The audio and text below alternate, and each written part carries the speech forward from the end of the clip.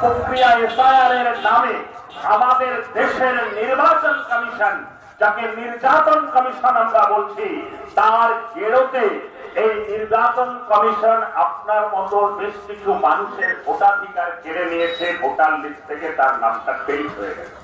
অর্থাৎ এই গণতান্ত্রিক প্রক্রিয়ায় গণতান্ত্রিক উৎসব, সেই উৎসবে সেই মানুষগুলোকে বাদ দেওয়া হয়েছে।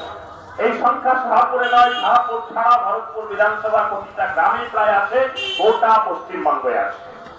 আমার পূর্ববর্তী বক্তা বলছিলেন যে 2002 সালে যখন বামপন্থীদের সরকার ছিল, এটা প্রতি 10 বছর অন্তর অন্তরই আমরা বামপন্থীরা যখন সরকারে ছিলাম তখন করতাম, স্পেশাল রিভিশন করা হতো ভোটার লিস্টে।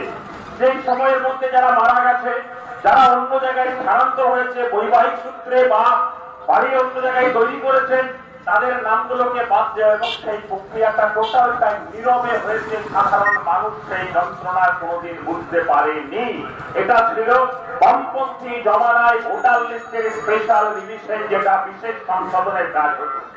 কিন্তু তৃণমূলের জমানায় আর এই দিল্লিতে বিজেপির শাসনে আমরা এসআইআর এর নামে দেখছি গত 3 মাস ধরে বাংলার সাধারণ মানুষ শুধু আতঙ্কের মধ্য দিয়ে তাদের প্রতিটা দিন কাটছে।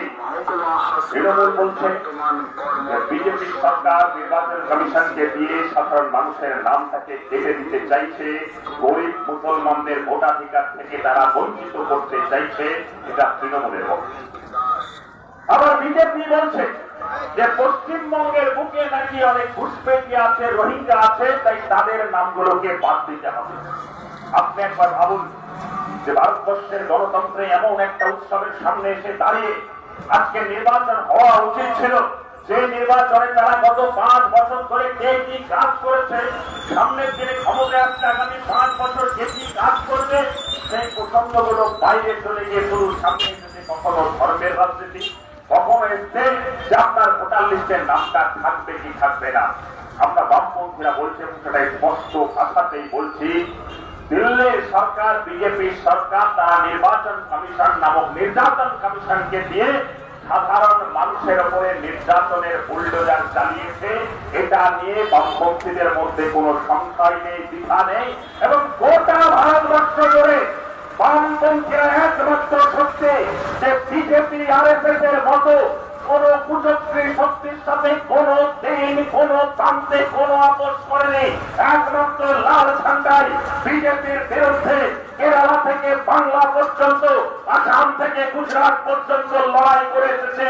এই লড়াইয়ের সার্টিফিকেট আরএসএস এর বিরুদ্ধে, বিজেপির বিরুদ্ধে লাল ঝান্ডাকে নতুন করে দেওয়ার দরকার নেই।